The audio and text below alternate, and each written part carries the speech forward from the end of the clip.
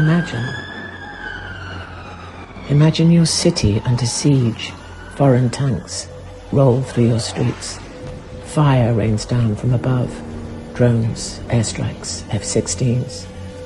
Imagine waking up to the sound of missiles. You run for shelter, but there is none. Not your home, not the hospital, not your child's school. Nowhere is safe.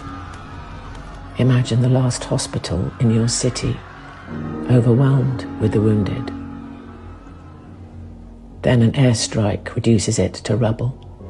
Doctors, nurses, children, newborns, all buried beneath.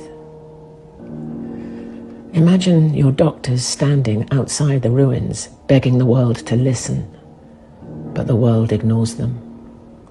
Imagine your pregnant wife forced to deliver without pain relief, without a midwife, without clean water. Imagine your sister's premature baby left to die because there are no incubators, no electricity, no medicine. Imagine your metro stations are turned into makeshift shelters, overcrowded with refugees and orphans. Imagine your nephew pulled from the rubble, alive but orphaned.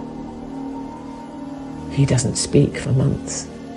Imagine nurses and medics forced to flee their hospitals, only to be arrested, blindfolded, and disappeared. Imagine your entire family found buried in mass graves, months after they disappeared. Imagine your home reduced to ash. You survive in makeshift tents during a freezing winter. Your city turned to a graveyard. Then, after 16 months, the bombing stops. You and 2 million others walk back, searching for what's left. Imagine spending 42 days living in the rubble of your former home, only for the so-called ceasefire to collapse, and the violence begins all over again. You do not need to imagine. This is not fiction. This is Gaza.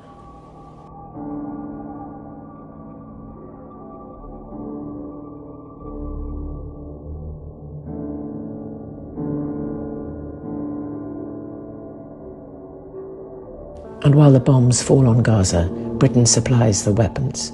The UK has approved over £570 million in arms sales to Israel since 2008, including key parts for F-35 warplanes used to strike Gaza. British-made components make up 15% of every Israeli F-35. These jets were used relentlessly in the assault on Gaza. In May, hundreds of UK lawyers, including former Supreme Court judges, warned the UK government that it is breaching international law.